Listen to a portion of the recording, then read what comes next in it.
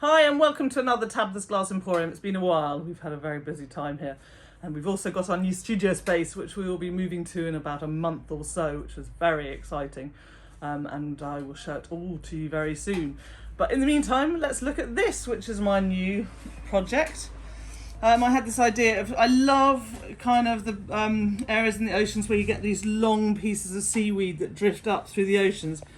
Then I decided to do a project kind of based on that idea, full fusing this background piece with this idea of seaweed and then tack fusing the fishes and the other sea life on afterwards.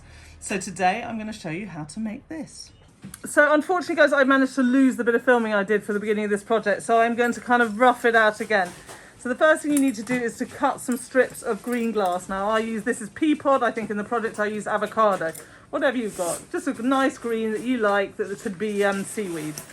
So you're going to cut those into strips and then into a length, and you need to think about your project fitting on the kiln shelf, that you need the strips of seaweed, a piece of sand at the bottom, and your void bit at the top where you can hang it. So I've sort of effectively kind of felt that this is about the right size. I am going to I've just drawn a line with a Sharpie because I want to put my seaweed pieces. So with some of the strips, you need 5 strips and extra, which you then cut into triangles. To cut the strips into triangles, all you need to do is to just cut them on a diagonal. And then if you break them, you end up with nice diamonds, which you can use for your seaweed. So with the diamonds, I've drawn a line up with a Sharpie, and I'm just going to put the triangles up the line. I'm not doing them exactly spaced apart. I'm kind of slightly ad hocing it. And putting all the diamonds up like this. And then I can put the piece on top. I want to make sure there's enough space at the bottom where there aren't diamonds, where the bottom piece, which will be French vanilla, and the top piece, which will be blue, can slot underneath. Now I'm going to carry on doing the next one. Let's say I want the next piece of seaweed here. I'm going to do that, and then I know that I want to put seaweed up and down either side of it. Now I'm not going to put it all on because I've already done this part, but effectively then I would put that on top and carry on with the next ones. And I'm quite careful that I don't evenly space them. I want some further apart and some closer together, but I want some of them fairly close together.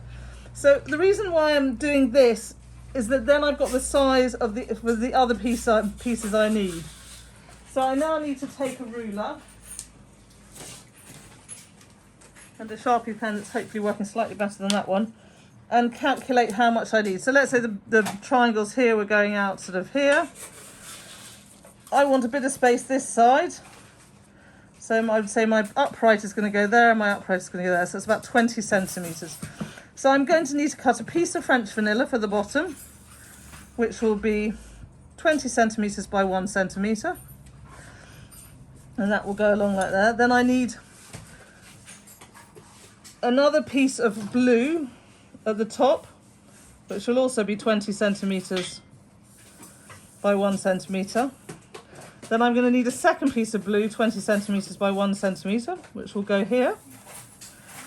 And then I need to measure my sides and say, okay, that's a 27 centimetres.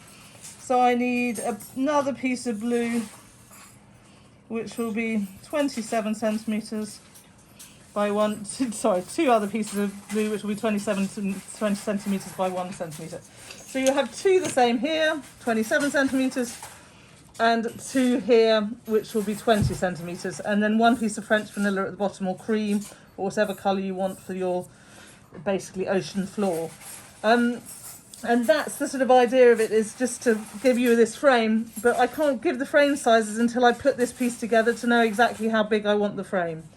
So that's what you'll need to do, and then you cut these pieces and you put them all together. Now the pieces underneath definitely want to go under, and the seaweed goes on top. And the same with this blue piece, wants to go under with the seaweed piece going on top.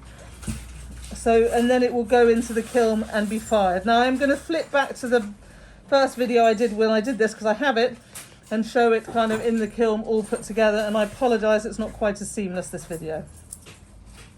Once I had the pieces of green glass in, I then measured the length I needed for the blue and the French vanilla glass at the bottom. And then for me, I cut 2 pieces of 28cm by 1cm true blue glass, 2 pieces of 20 by 1cm true blue glass, and 1 piece of French vanilla by 20. But until you've got the green pieces in the kiln and you can exactly measure what size the blue pieces are, I don't suggest you cut them, and I can't give exact sizes because each project would be different. Here this is out of the kiln. Next you want to add the details. Now, rather than using the side that was up in the kiln, which is slightly more concavexed and has got a curve on it, which means it will be harder, things will want to sort of slip off, I'm actually going to flip it and use the side that was against the kiln shelf, which is now flat, which is going to make it really much easier for things to stick to, because they're not going to slide off the sort of curved surface. So I want to add some of our bat fish. I like the kind of contrast with the black and white stripes on these. I'm going to use the seaweed, strands of seaweed, as the kind of place for these fishes to go.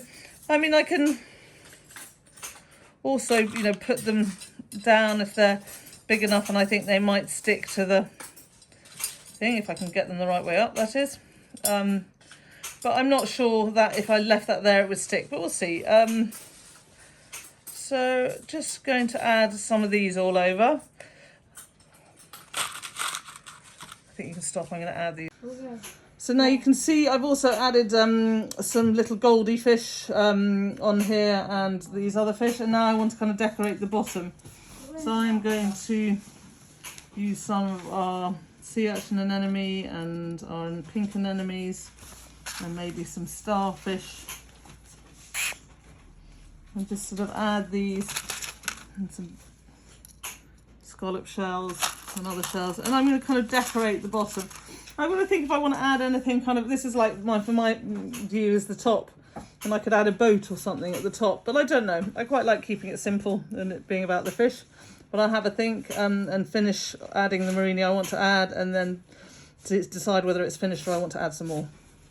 So I've added some sea urchin anemone and pink anemone and a couple of seahorses and some shells down the bottom here.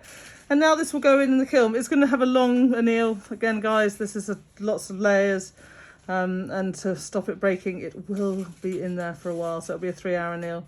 And we can see how it is when it comes out. So here it is out of the kiln. I really love the way it's come out. I just like the sort of real feeling of 3D effect and how you get the little fish. This is a composition. I think has worked really well, clustering these orange fish together, kind of swimming in a shoal and then having some separated out. I love the bottom with all the other sea life. I feel it feels really organic.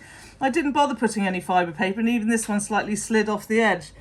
But I quite like that feeling. We've got also over here a fish that's slightly sliding off the edge, but for me that kind of all part of the organic feel. I think it will work really well hung up.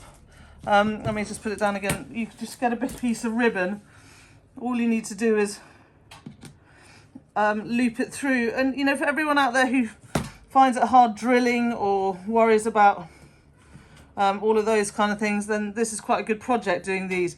Got to say, I'm going to point it out, I've got terrible vitrification here and here.